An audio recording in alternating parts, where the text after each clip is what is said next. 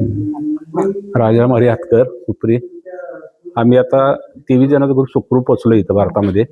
बाकीचे आमच्या ग्रुप अजून 23 शिल्लक आहेत. त्यांना तुमच्या माध्यमातून विनंती सरकारला, भारत सरकार महाराष्ट्र शासनाला करतो की ते बी लवकरात लवकर त्यांना घरी पोचवा. आणि त्यांचं पण आनंदाचा आनंद झालाय तसा त्यांनाच पण त्यांच्या वाटणीला आनंद जाऊन देतो. पण कारण त्यांच्या घराला एवढी चिंता करत बसले लोक की बोलायचं काम नव्हतं की अक्षरशः फॅमिली रडत बसल्या त्या माझ्या तुमच्यामुळे त्यांना विनंती आहे सरकारला की त्यांना लवकर आणावं.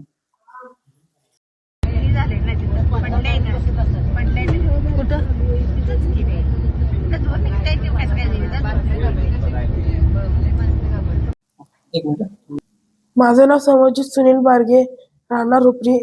मी पहिल्यांदाच आउट ऑफ कंट्री फिरायला गेलेलो. डेव्हलप सिटी म्हणून बघायला गेलेलो. तिथं डेव्हलप सिटी आहे, पण तसं तिथले माणसं आहेत. तिथं बघितला रोडवर कोणच इकडे तिकडे चालताना नाही, टू व्हीलर नाही. तिथं गेलेलो.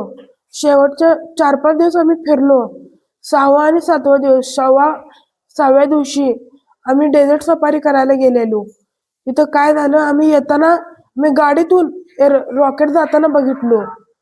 आम्हाला प्रत्यक्षात दिसलं, मला तरी. आणि मग मी बोललो, सगळ्यांनी सांगितलं ते काय चाललंय. मग ते नंतर आम्ही ड्रायव्हरला विचारलो, त्यानं आम्हाला खोटं बोलला, मला का माहित नाही.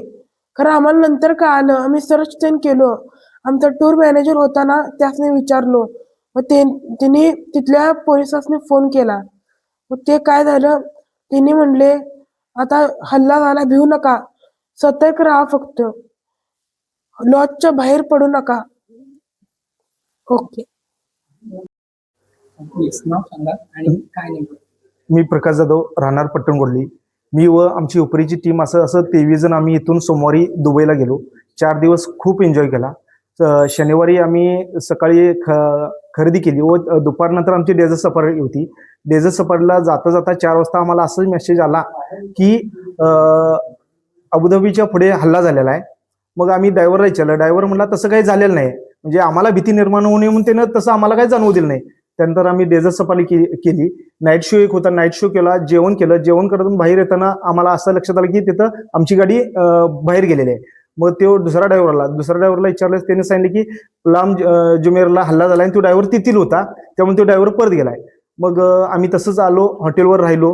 रात्री 12 वाजता परत आम्हाला एक अलर्ट आला. सगळ्यांचे आमचे माझ्याकडे 3 मोबाईल होते, 3 मोबाईलला अलर्ट आला. असं काय नेमकं झालंय, म्हणजे अक्षरशः कुठतर जोरात हल्ला होणारा असं अलर्ट आम्हाला वाटली. बघतोय तर सरकारचा आदेश आला की तुम्ही बाहेर पडू नका, काचेपासून लांब राहावा. मग आम्ही झोपलो. त्यानंतर सकाळी उठलो 7 वाजता. परत आम्हाला असं जाणवलं की कुठतर हल्ला झालाय. मग बाहेरून बघतो तर 3 जागी एकटा त्यांचं ड्रोन पडलेलं.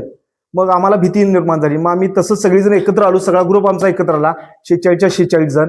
हॉटेलमधनं बाहेर जाण्यास परवानगी दिली नाही आम्हाला. परत आम्ही 12 वाजता जेवण्यासाठी चाललो. त्या टायमाला आमच्या नंतर एक 500 फूट अंतरावर आम्हाला एक बिल्डिंगवर ड्रोन पडलेला आणि त्याचा धुराचा साऊट पूर्ण दिसत होतं. मग त्यानंतर जेवून आलो आणि परत झोपलो. 3 वाजता परत आणि आम्हाला तसं आमच्या हॉटेलच्या पाठीमागे, अक्षरशः मला वाटते आमच्या देव पाठीशी आहे म्हणून आम्ही इथं परत आलो. कारण आमच्या हॉटेलच्या भोवतीच सगळे हल्ले होत होते. ते कुठं लांब होत होते, हॉटेलच्या भोवतीच होते. ते फक्त देव पाठीशी आहे म्हणून आम्ही इथपर्यंत आलो, नाहीतर येणार नव्हतो असं तर वाटते. त्यानंतर आम्ही दुसऱ्या दिवशी त्या दिवशी रविवारच्या तर फ्लाईट कॅन्सल झाल्या. सोमवारी आमची फ्लाईट कॅन्सल होईल असं वाटत होतं, कारण देव आमच्या पाठीशी म्हणून आमची फ्लाईट सुदैवाने चालू होती. दुपारी आम्ही दुबईतून अबुधाबीला आलो. फ्लाईट होती 2:20ला फ्लाईटमध्ये बसलो. 3:20ला फ्लाईट उड्डाण झाली. त्यावेळी आम्ही सुटकेचा निश्वास घेतला. सगळ्यांनी टाळ्या वाजवल्या आणि भारतात आल्यानंतर 100% आम्ही सुटकेचा निश्वास घेतला.